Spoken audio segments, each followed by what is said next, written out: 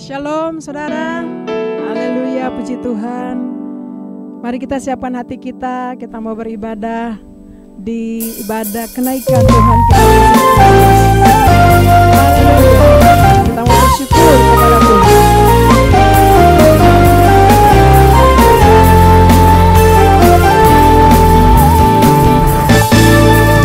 Segala puji syukur hanya bagi-Mu Tuhan, sebab Kau yang layak dipuja.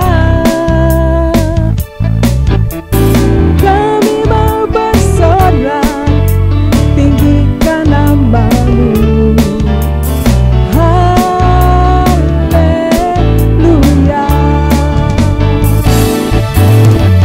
Soraklah, haleluya. Soraklah, haleluya. Haleluya. Soraklah, haleluya. Soraklah, haleluya. Haleluya. Segala puji syukur hanya bagi-Mu Tuhan, sebab Kau yang layak dipuja. Kami mau bersorak, kami mau bersorak, tinggikan nama-Mu. Kami angkat tangan kami, katakan soraklah. Soraklah, haleluya. Soraklah, haleluya. Haleluya. Soraklah, haleluya. Soraklah, haleluya. Haleluya. Soraklah, haleluya. Soraklah, haleluya. Haleluya. Soraklah, haleluya. Soraklah, haleluya. Haleluya.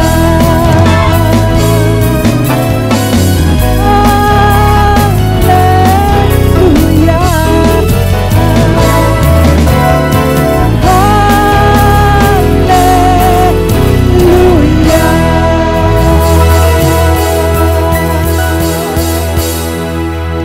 Amin.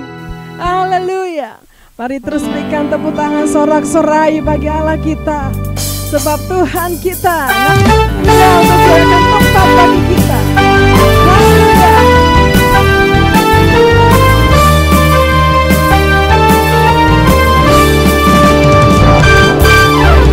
Kuasa maut telah dikalahkan oleh darah anak domba Allah. Semua musuh telah ditaklukkan oleh kebangkitan Tuhan kita. Yesus hidup, Dia bangkit, Dia naik ke surga, siapkan tempat bagiku. Yesus hidup, Dia bangkit, maka dipatahkan, kita hadir dari mana.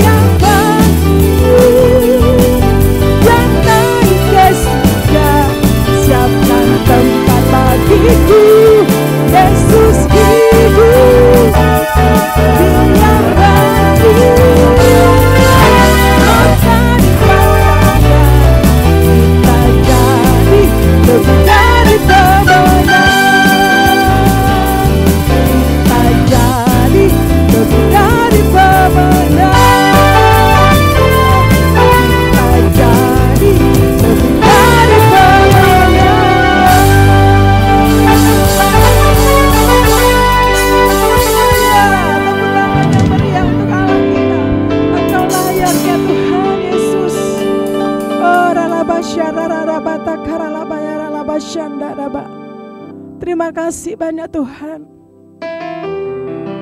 Terima kasih Tuhan Yesus.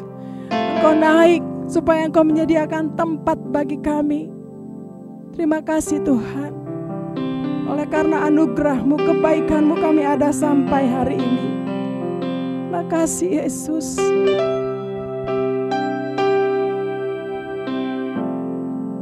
Terima kasih Tuhan. Oleh kemurahan Tuhan ku ada sampai hari ini. Oleh karena kebaikan Tuhan, janji-Mu terjadi Mari sekali lagi katakan, oleh karena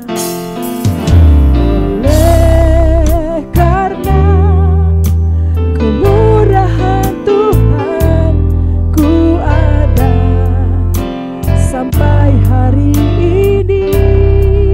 Ya Tuhan, oleh karena kebaikan Tuhan, janji-Mu terjadi bagiku.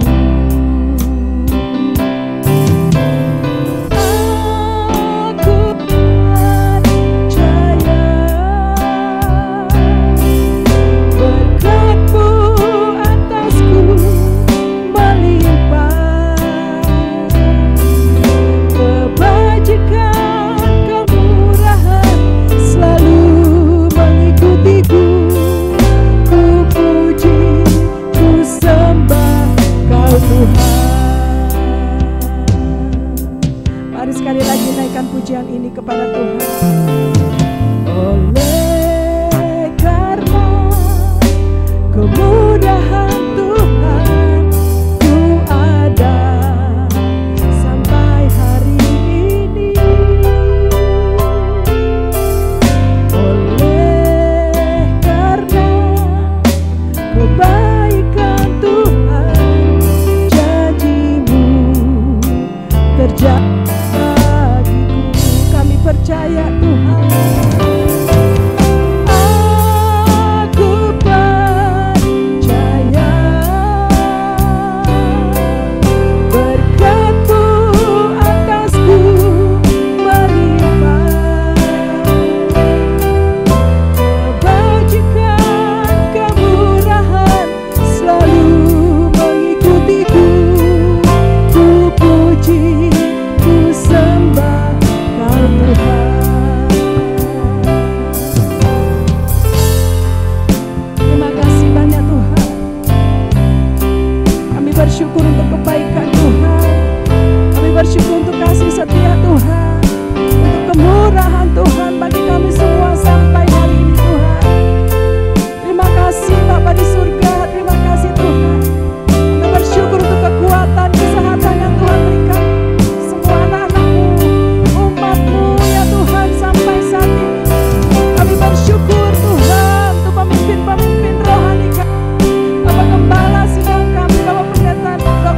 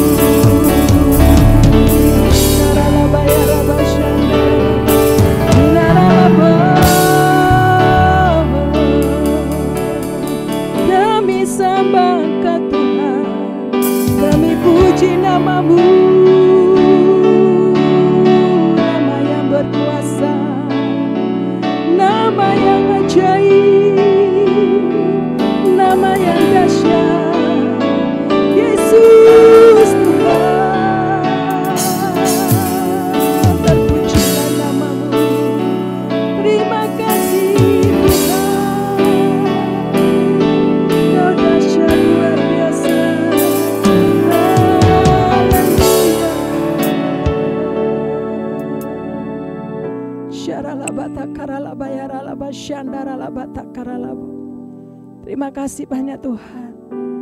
Kami siapkan hati kami. Kami mau dengar firman-Mu Tuhan. Di dalam nama Tuhan Yesus Kristus, kami berdoa dan mengucap syukur. Haleluya. Mari kita semua yang mau diberkati Tuhan, sama-sama kita katakan amin.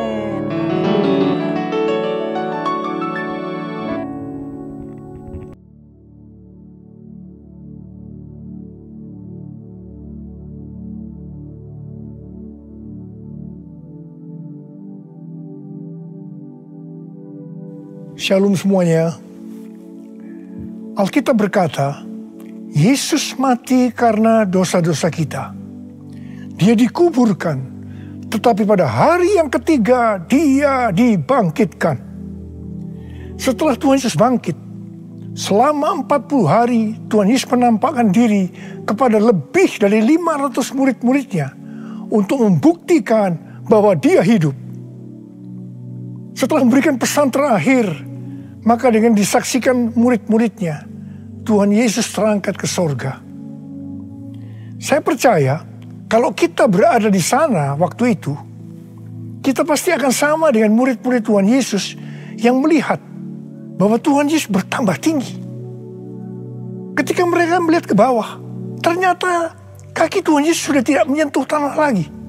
Perlahan tapi pasti, Tuhan Yesus terangkat ke sorga. Makin lama makin kecil, sampai ada awan yang menutupi dan hilang dari pandangan mata. Sementara mereka terheran-heran melihat ke langit, maka ada 2 orang yang berpakaian putih di dekat mereka yang berkata, "Hai orang-orang Galilea, mengapakah kamu berdiri melihat ke langit? Yesus ini yang terangkat ke sorga meninggalkan kamu, akan datang kembali dengan cara yang sama seperti kamu melihat Dia naik ke sorga." Dari ayat ini saya percaya kalau yang melihat Tuhan Yesus naik ke sorga adalah murid-murid Tuhan Yesus, maka yang akan melihat Tuhan Yesus turun dari sorga menjemput gerejanya adalah murid-murid Tuhan Yesus. Tuhan Yesus berkata dalam Yohanes 14 ayat 1-3, "Janganlah gelisah hatimu. Percayalah kepada Allah. Percayalah juga kepadaku. Di rumah Bapa-Ku banyak tempat tinggal. Jika tidak demikian, tentu aku mengatakannya kepadamu. Sebab aku pergi ke situ untuk menyediakan tempat bagimu. Dan apabila aku telah pergi ke situ dan telah menyediakan tempat bagimu, aku akan datang kembali dan membawa kamu ke tempatku, supaya di tempat di mana aku berada, kamu pun berada." Pesan Tuhan Yesus ini ditujukan untuk murid-muridnya. Karena itu, kalau kita mau ikut dalam pengangkatan, maka kita harus menjadi murid Tuhan Yesus. Murid Tuhan Yesus adalah kita-kita yang hidupnya sama seperti Kristus telah hidup. Karena kita hidup sama seperti Kristus telah hidup, maka kita akan menjadi serupa dengan gambarnya. Roma 8 ayat 29 berkata, "Sebab mereka yang dipilihnya dari semula, mereka juga ditentukannya dari semula untuk menjadi serupa dengan gambaran anaknya, supaya ia, anaknya itu, menjadi yang sulung di antara banyak saudara." Jadi goal kita sebagai orang percaya adalah menjadi serupa dengan gambar Yesus.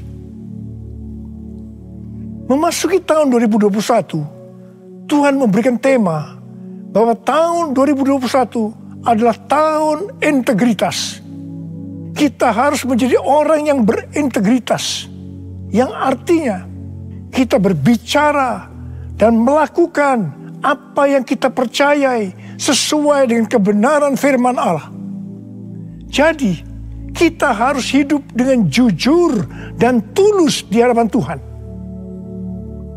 Sebagai panutan untuk menjadi orang yang berintegritas adalah Tuhan Yesus sendiri. Sebab Tuhan Yesus adalah the man of integrity. Menjadi murid Tuhan Yesus adalah menjadi orang yang berintegritas. Tuhan Yesus sangat menekankan agar kita menjadi orang yang berintegritas. Karena kedatangannya sudah sangat-sangat dekat.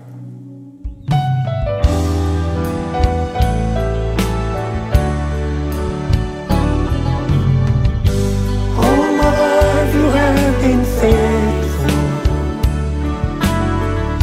and all my life you have been so good. With every breath that I am able, I will sing of the goodness of God. All my life you have been faithful, and all my life you have been so good. With every breath that I am able, I will sing of the goodness of God. I will sing of the goodness of God. I will sing of the goodness of God.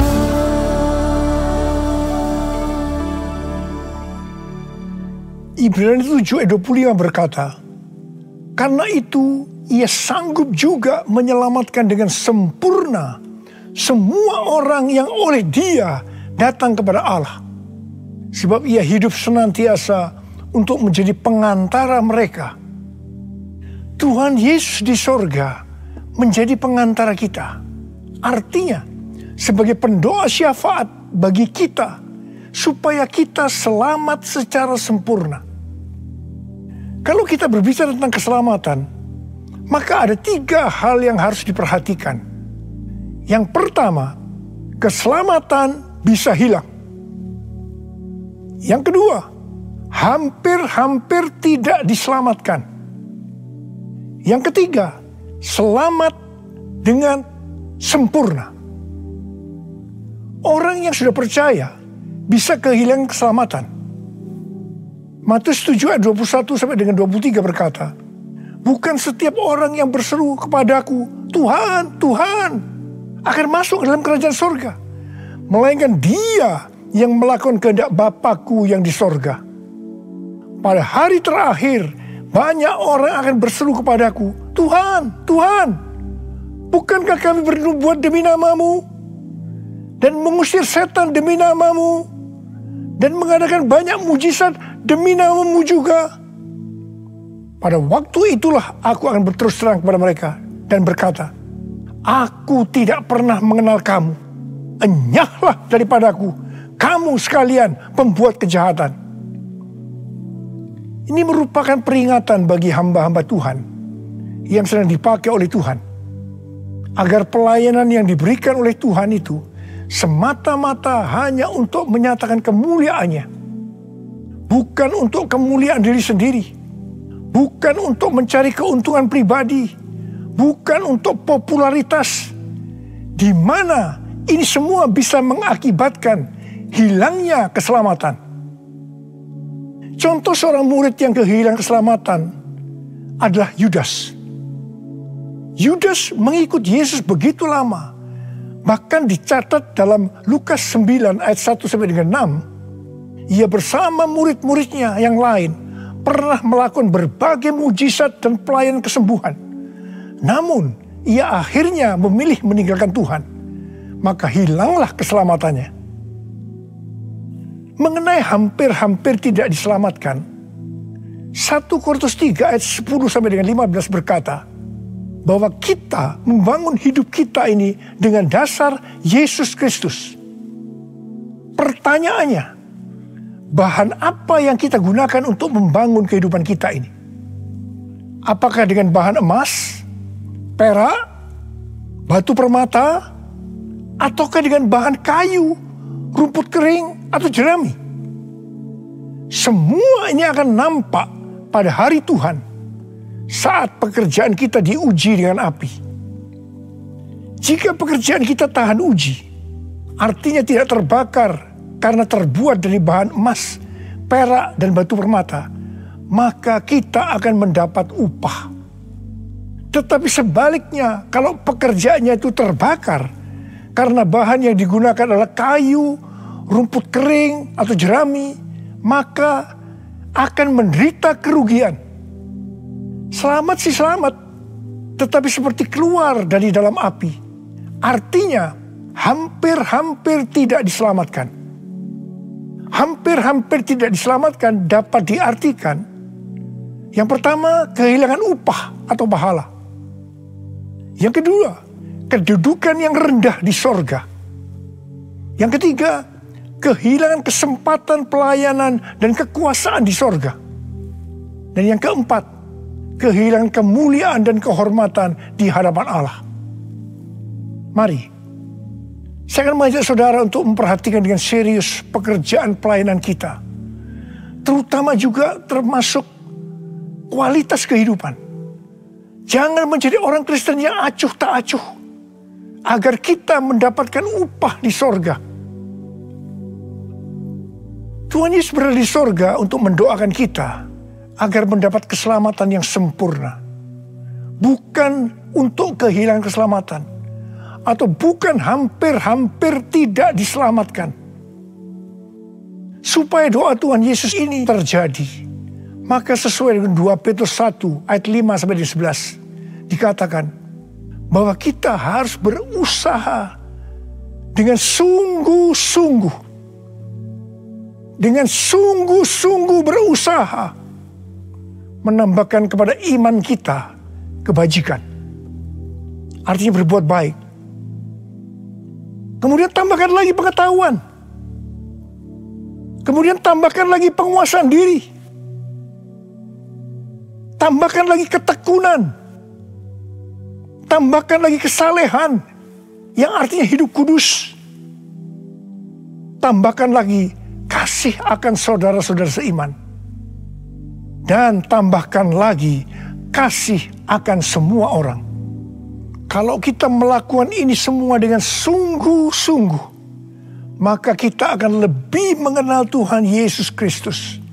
Dan kita tidak akan pernah tersandung. Dengan demikian, kita akan dikaruniakan hak penuh untuk memasuki kerajaan kekal, yaitu kerajaan Tuhan dan Juru Selamat kita, Yesus Kristus.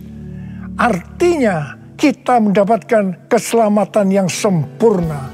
Haleluya! Oh, haleluya! Oh, haleluya! Haleluya! Haleluya! Oh, haleluya! Oh, haleluya! Haleluya! Haleluya!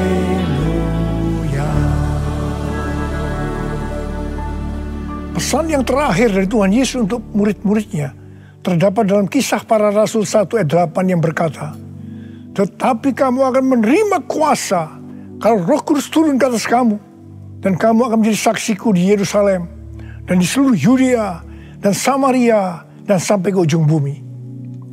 Setelah memberikan pesan yang terakhir itu, Tuhan Yesus naik ke sorga. Setelah itu apa yang dilakukan oleh murid-muridnya? Mereka pergi ke Yerusalem dan berkumpul di ruang atas atau kamar loteng. Mereka melakukan ini karena Tuhan Yesus yang menyuruh mereka agar tidak meninggalkan kota Yerusalem, karena mereka akan diperlengkapi dengan kekuasaan dari tempat tinggi. Tuhan Yesus berkata, "Sebab Yohanes membaptis dengan air, tetapi tidak lama lagi kamu akan dibaptis dengan Roh Kudus." Murid-murid yang berkumpul berjumlah sekitar 120 orang. Kisah Para Rasul 1 ayat 14 bagian A berkata, mereka semua bertekun dengan sehati dalam doa bersama-sama. Yang artinya mereka berdoa, memuji dan menyembah Tuhan dalam unity siang dan malam. Ini adalah prinsip restorasi Pondok Daud. Ini adalah prinsip menara doa. Pada hari raya Pentakosta, jadi 10 hari setelah mereka berkumpul itu, tiba-tiba turunlah dari langit suatu bunyi seperti tiupan angin keras yang memenuhi seluruh rumah di mana mereka duduk. Mungkin seperti ini.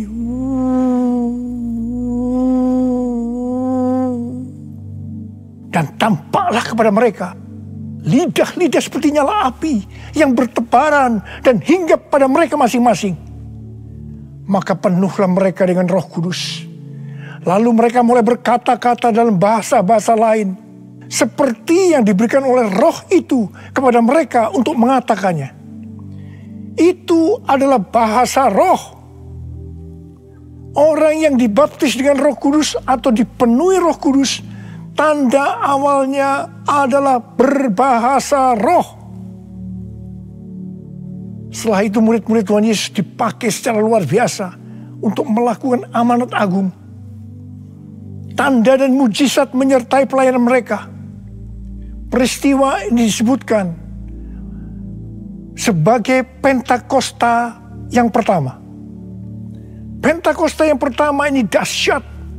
Sebab dalam kurun waktu 100 tahun, 70% dari dunia yang dikenal waktu itu, yaitu yang berada di bawah kekaisaran Romawi, menjadi Kristen. Pertanyaannya, apakah amanat agung sudah selesai? Jawabannya, belum. Karena itu pada tahun 1906, kembali Roh Kudus dicurahkan di Azusa Street, yang disebutkan sebagai Pentakosta yang kedua. Ciri-ciri yang menonjol dalam Pentakosta yang kedua ini adalah penekanan dalam hal berbahasa roh dan pelayanan mujizat dan kesembuhan. Meskipun seluruh karunia roh juga dicurahkan dengan limpahnya. Pentakosta kedua ini dahsyat. Sebab menurut Gordon Conwell Theological Seminary, bahwa 77,9% dari kekristenan yang ada pada saat ini dimulai dari awal abad ke-20. Ini berarti dimulai dari era peristiwa pencurahan Roh Kudus di Azusa Street atau Pentakosta yang kedua. Pertanyaannya, apakah amanat agung sudah selesai? Jawabannya, belum. Hari-hari ini pencurahan Roh Kudus yang jauh lebih dahsyat dibanding dengan Azusa Street sedang terjadi. Ini disebutkan sebagai Pentakosta yang ketiga. Seperti yang terjadi pada Pentakosta pertama dan Pentakosta yang kedua. Maka berbahasa roh dan pelayanan kesembuhan juga terlihat begitu intens. Saya percaya dengan Pentakosta ketiga ini, amanat agung Tuhan Yesus akan selesai. Dan Tuhan Yesus akan datang kembali.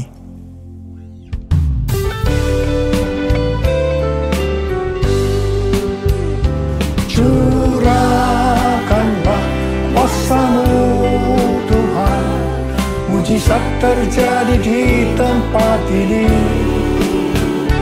Curahkanlah kuasa-Mu Tuhan, mujizat terjadi sekarang ini.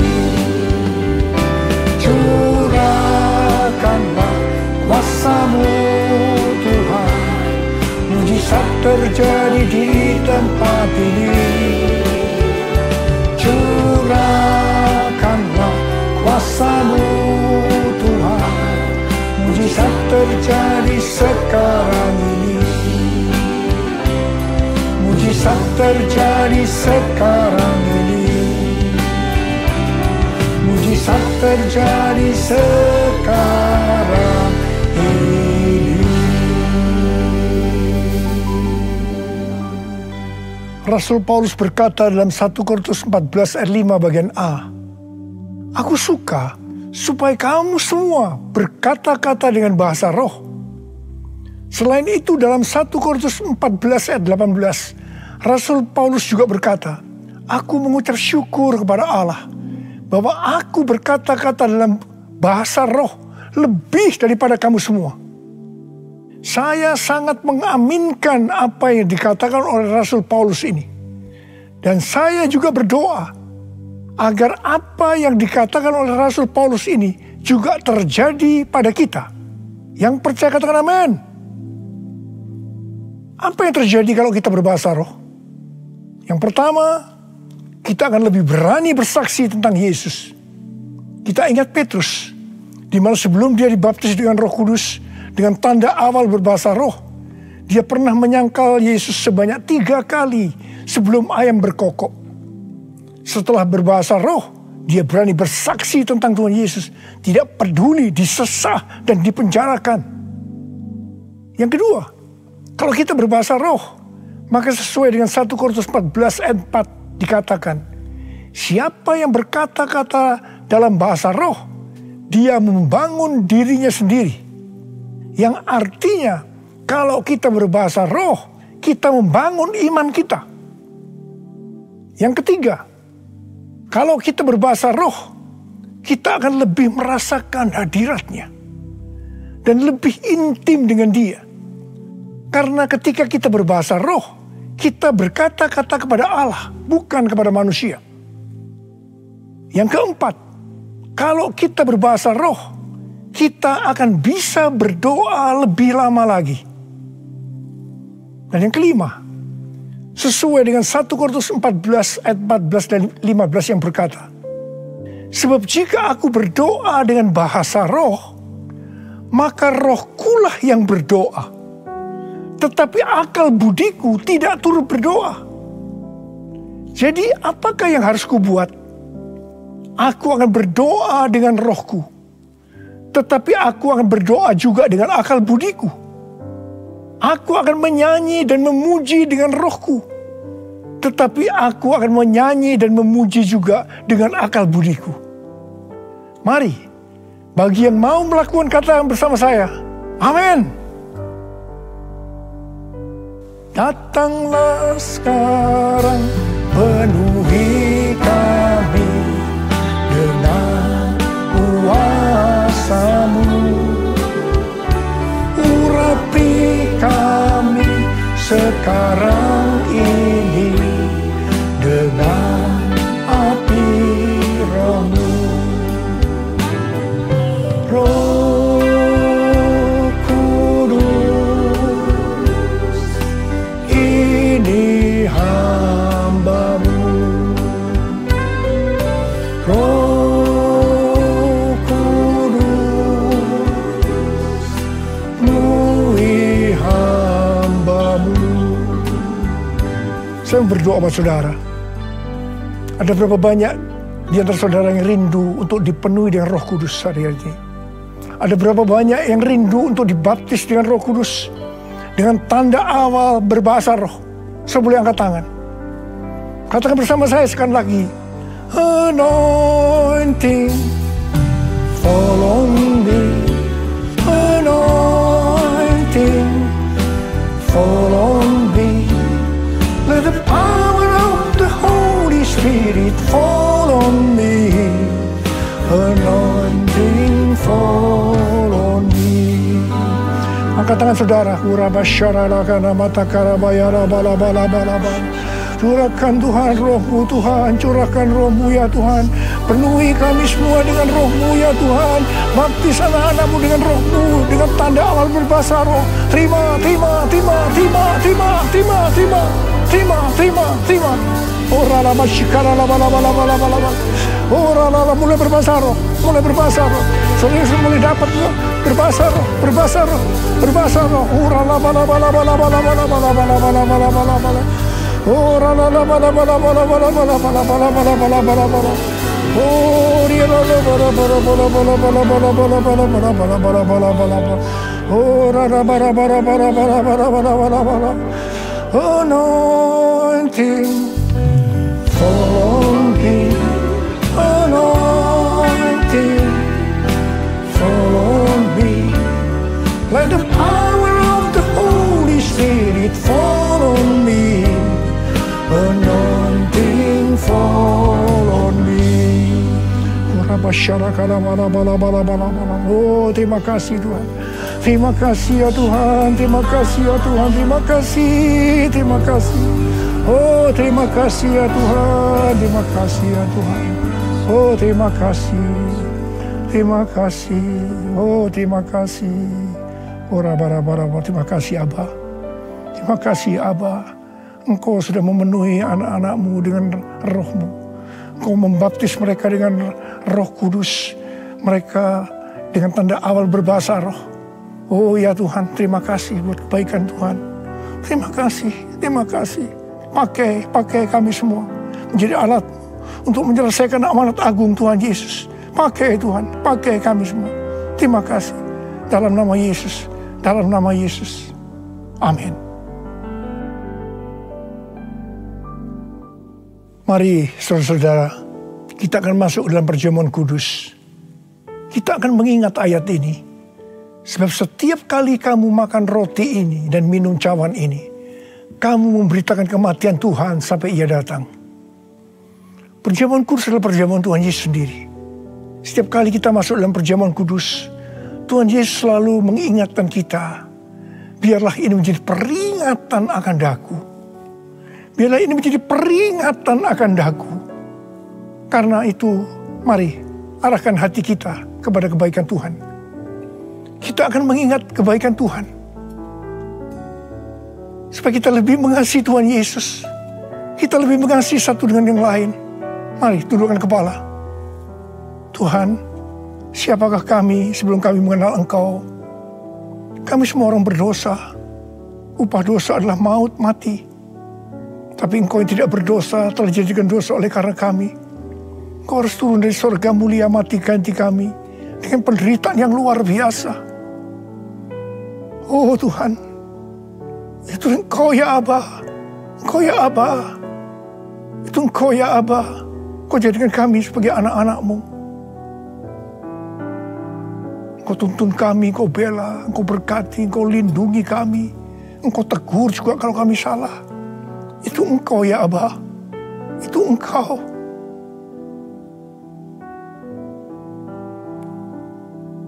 Tuhan akan memberkati saudara dan saya melalui perjamuan kudus ini. Tapi Tuhan mau kita makan dan minum dengan cara yang benar. Karena itu masing-masing sekarang berdoa. Introspeksi. Lihat keadaan diri masing-masing. Jangan menyimpan dosa. Kalau ada dosa yang selama ini belum diselesaikan, mari sebelum kita masuk makan dan minum perjamuan kudus, minta ampun. Minta ampun. Minta ampun. Ampuni saya Tuhan. Katakan ampuni saya Tuhan. Ampuni saya. Ampuni. Ya Tuhan, Kau lihat anak-anak-Mu Tuhan. Mereka sedang menyelesaikan dengan Engkau. Mereka sedang minta ampun. Ampuni mereka ya Abba. Ampuni mereka.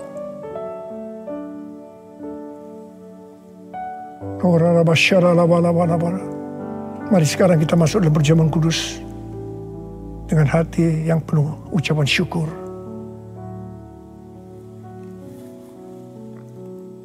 Sekarang mari angkat roti di tangan kanan kita tinggi-tinggi. Sebab apa yang telah kuteruskan kepadamu telah aku terima dari Tuhan. Yaitu bahwa Tuhan Yesus pada malam waktu Ia diserahkan mengambil roti. Dan sesudah itu Ia mengucap syukur atasnya. Ia memecah-mecahkan dan berkata, inilah tubuhku yang diserahkan bagi kamu. Perbuatlah ini menjadi peringatan akan aku. Saudara dikasih Tuhan, bukankah roti yang kita pecah-pecahkan ini adalah persekutuan kita dengan tubuh Kristus? Mari kita makan dalam nama Yesus.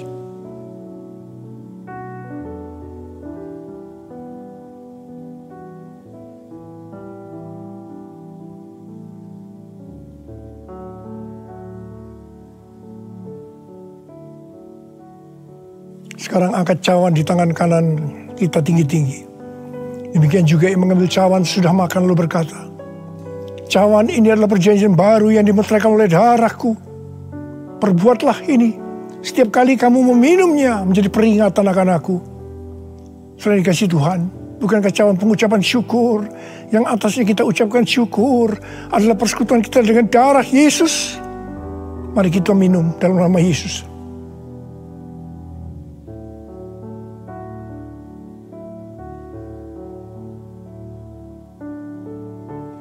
Karena mari angkat tangan kita di hadapan Tuhan. Ucapkan syukur. Dengan suara, jangan diam. Katakan, Tuhan, terima kasih ya Tuhan. Terima kasih ya Tuhan, terima kasih.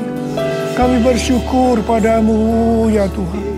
Oh, ralabakana mayarala bala bala bala bala. Oh, terima kasih, terima kasih. Oh Tuhan, terima kasih, Engkau baik. Engkau baik ya Tuhan, Engkau baik ya Tuhan. Engkau baik. Mari kita katakan bersama, Tuhan Yesus. Tuhan Yesus, Engkau baik. Terima kasih buat kebaikan-Mu ya Tuhan.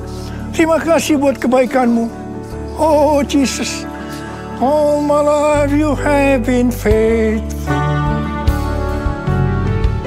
And all my life you have been so, so good.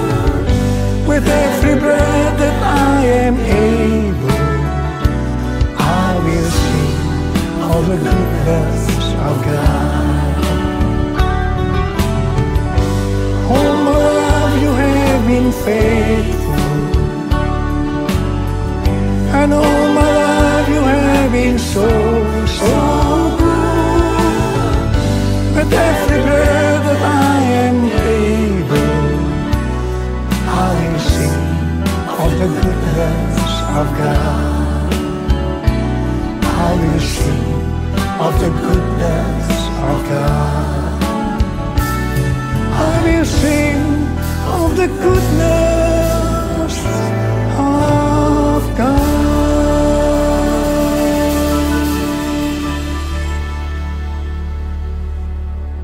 Sekarang terimalah berkat Tuhan. Kasih karunia berlimpah-limpah daripada Allah Bapa dalam Anak yang tunggal Yesus Kristus. Persekutuan yang manis dengan Roh Kudus menyertai sekali mulai hari ini. Sampai Tuhan Yesus datang kembali menjemput kita di awan-awan dan bahkan sampai selama-lamanya. Yang percaya bersama-sama katakan, Amin.